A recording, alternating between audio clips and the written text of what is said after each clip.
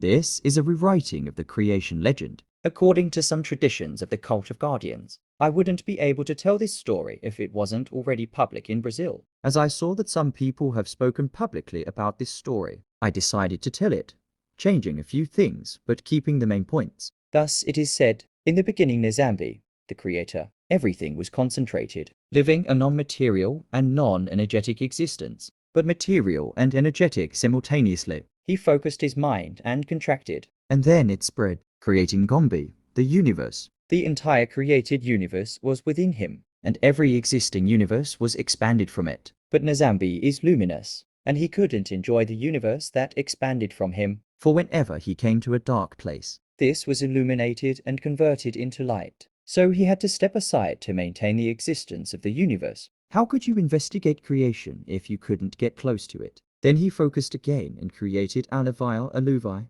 That gave movement to the universe, and Alavia was created red, for it to remain intact, neutral, not being corrupted by the white light, and not even being corrupted by the black of darkness. Alavia is the lord of vital energy, and he was male and female at the same time, and he is also the primordial king, or just a king. Nzambi gave to him 7 characteristics. The first said he would have the key, which gave him the power to travel all locations and dimensions. The second gave him the power to choose between good and evil as you wish. The third gave him the power to acquire wisdom through experience, to concentrate on himself all the knowledge he acquired, and never forget them. The fourth gave him the power to create beings from its energy on inert matter. The fifth was that he could travel through time, and know all the events of the past and future, of all beings, except his own future. The sixth gave him the power to understand all creatures, higher or lower. The seventh gave him the power to divide himself into spiritual beings,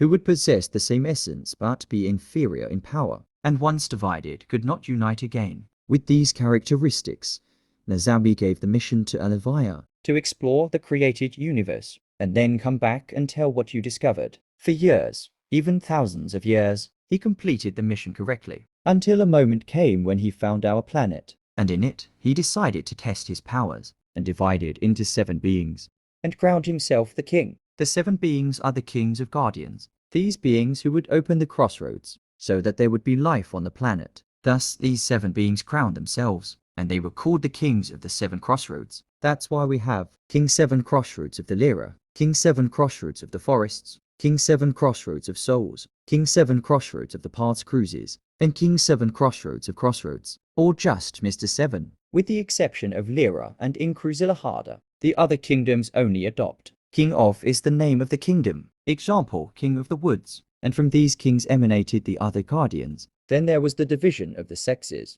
and every king had a queen. The original division of the kingdoms was this: a king, a queen, and 7 generals. Today, the most common division is a king, a queen, and 9 generals, one being superior to the others. This being usually bears the name of the king, but without the title. Example, King of the 7 Crossroads and Mr. 7 Crossroads. And another added position is the army of spirits, who are starting to become guardians. Thus, there are 7 kingdoms. Each kingdom has 9 generals. Each general will have 7 commands. Each commander will have 7 others, so on. Some estimate that there are more than 10,000 types of guardians. But with known fundamentals, this is symbolic name, signature, offering, ritualistic chants, known specific functions, and settlement formulas vary from tradition to tradition. There are traditions that work with a defined number, ranging between 18 and 100 guardians, sometimes even more, and each temple has a number of guardians who protect it. In Umbanda, they are the guardians of the children of the temple, and those who assist the priests.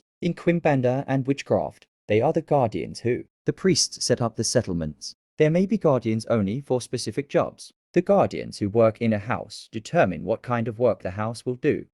Soon, I will talk more about generals and people, and I will try to create an analysis of just one guardian without revealing the secrets, but demonstrating how the basics of the foundation work. I hope you liked it. Hail the King 7 Crossroads of the Lyra, and may my guardian, Mr. Maru, bless you all.